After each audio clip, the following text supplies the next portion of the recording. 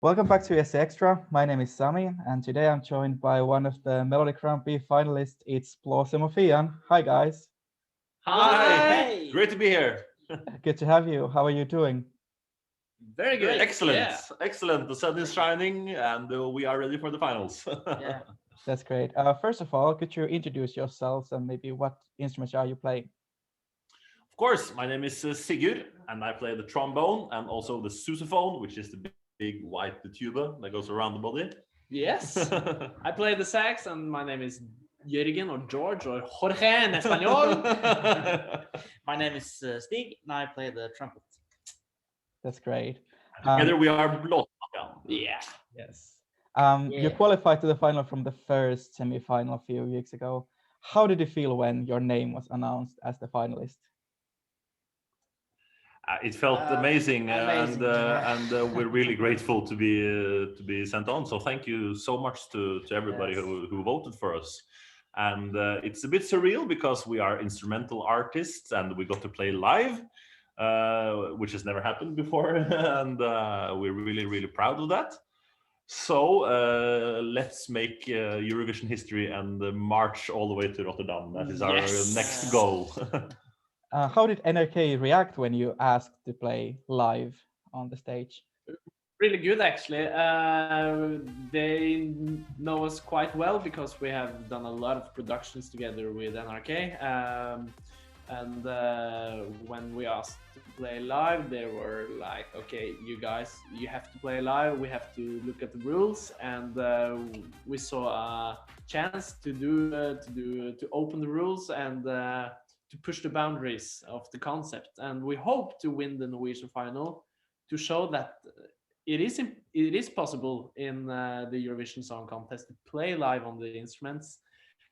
So vote for us and bring the concept to a whole new level. Era. That so would be we want to be amazing. pioneers here, and our main goal is to inspire young musicians to push their boundaries on their instruments or singing or to just doing music. So by doing a show in the Eurovision Song Contest final would be so awesome. To push the concept and to inspire a lot of young musicians doing music. Have you followed the Eurovision Song Contest before, and do you have any favorite acts or songs?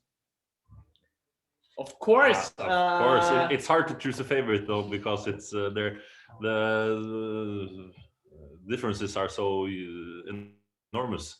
But we have, of course, been watching for every year, and Hazel and Arash from Azerbaijan, always on my mind, always in my heart. That's a quite good one, Not ESCXTRA, George. Yeah, he's really good. So, but you have to answer my calls. So ESCXTRA, if you're watching, you have to contact us because we have to get in touch with you. That's great. If you talk about your song "Let Loose," when this was born, and did you make it just for Melodi Grand Prix, or did it exist before the contest? It did actually exist before the contest. We made it in 2019, and it was a great collaboration with our producer Sefring, and he knew Hazel, and we didn't know her before. She actually appeared on SnapMap on Snapchat. And she was like 100 meters away from the studio, and he said, "Wow, we should really get Hazel in here because she's a great singer." And of course, we thought the same, and she recorded the song, and that was the start.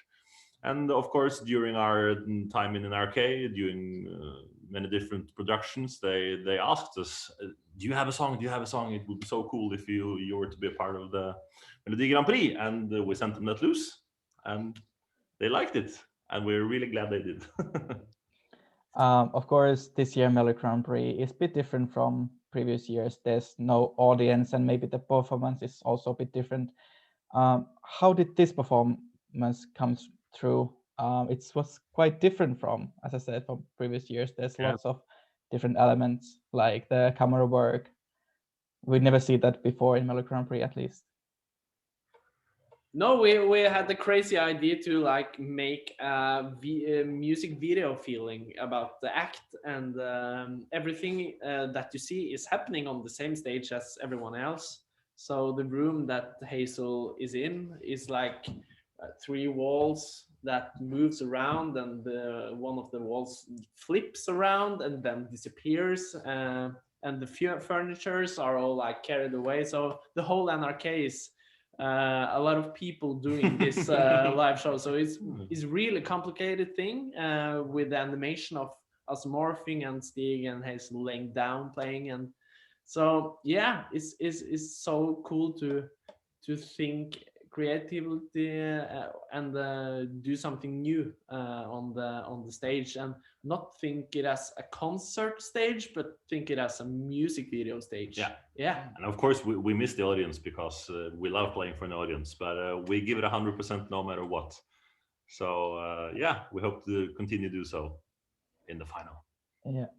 Talking about the final, what about your preparations? What have you done since the first semi-final, and what will you do for the next few weeks before the final? We're actually right now planning the next 2 weeks. So we have a lot of things going on. The whole office here is packed with merch that we made ourselves. So you have to order. We paint. Let loose. We have painted the merch custom, and we have huge Zoom with thousands of kids. We call it Norwegian biggest Zoom, but we think it's maybe Europe's biggest Zoom, because last time it was thousands of kids, and now we think it maybe push 10,000 people. So we have to call Zoom and ask them to open their limitations. So to play Let Loose together, because a lot of concert band, marching band, choirs, all different communities with young musicians play Let Loose right now, because we have arranged it for so many ensembles and uploaded the cheats for free. So yeah, we call it the Let Loose movement. It's all is about to inspire each other and doing great stuff right now, and to be a host for such a happening with so many kids is quite inspiring for ourselves as well. So yeah, a lot of things happening. Music videos on. Next single is mixed. And so yeah, and we have to practice as well. So yeah, quite busy times, and that sounds just amazing. And I think it was even good for the first semi-final when we saw so many people playing your song already when it was just out like a week ago. How did that happen? How did they learn it so fast? Oh, it's we thought very early that we should arrange it for a concert band, and the concert band community in Norway is really great and really big, and we are all from concert band community ourselves, so we are very proud of where we're from, and we thought it's really nice to give something back. So this was a plan all along, and it's really inspiring to see that the kids really like the song and think it's fun playing it, because the riff, the bam bam bam bam bam, it's not really that complicated. So it's possible for young musicians to play it quite well, and that has been a great success. So the last Zoom session with the 1,000 kids was a huge success, so we just really look forward to continue our work. That's great. Do you have any plans to change the performance in the final, or will you keep it the same as it was in the first semi-final? It's kind of a secret what is changed and not, but it will be certainly a tighter and more 100% version of the show. Yeah. But we're quite proud of the show actually. So we're satisfied with the results, and hope you like it too. Yeah, we'll do some fine tuning and sharpen up a bit, but yeah. It's quite unique though, so yeah. Yeah, definitely. What do you think about this year's Melodi Grand Prix overall? There are some big names taking part. How do you feel being part of it? It's such an honor to be a part of the Eurovision community. It's kind of the same values as our community from the concert band. It's the fellowship and the respect and love to each other. So we're kind of really glad to be a part of the Eurovision community now. So thank you so much for inviting us to this interview as well. Yeah, and it's possible for you to vote on the Norwegian final. So you have to go in and support us, because we are kind of the dark horse. Do you say that? Yeah. The underdogs. We don't have like the budgets for marketing and my stories, ads and such things like that. So we're having our own label. So please support us. Because we need all the support we can get for bringing this to Rotterdam. Yeah, it's great to have you here, and you already said something, but as you said, there's so many people watching worldwide, and they can also vote. So what message you have for them? The message is like the same that the ambition for us to be a part of the Eurovision is to inspire young musicians. So hopefully all you guys support that ambition, and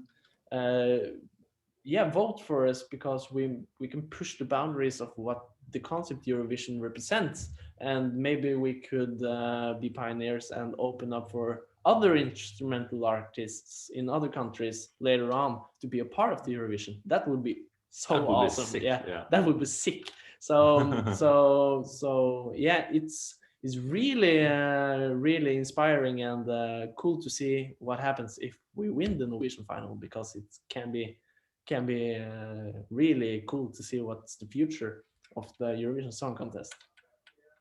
I thank you so much for this interview, and wish you the best of luck in the final, and maybe we'll see you in maybe not in Rotterdam, but maybe in Eurovision. What?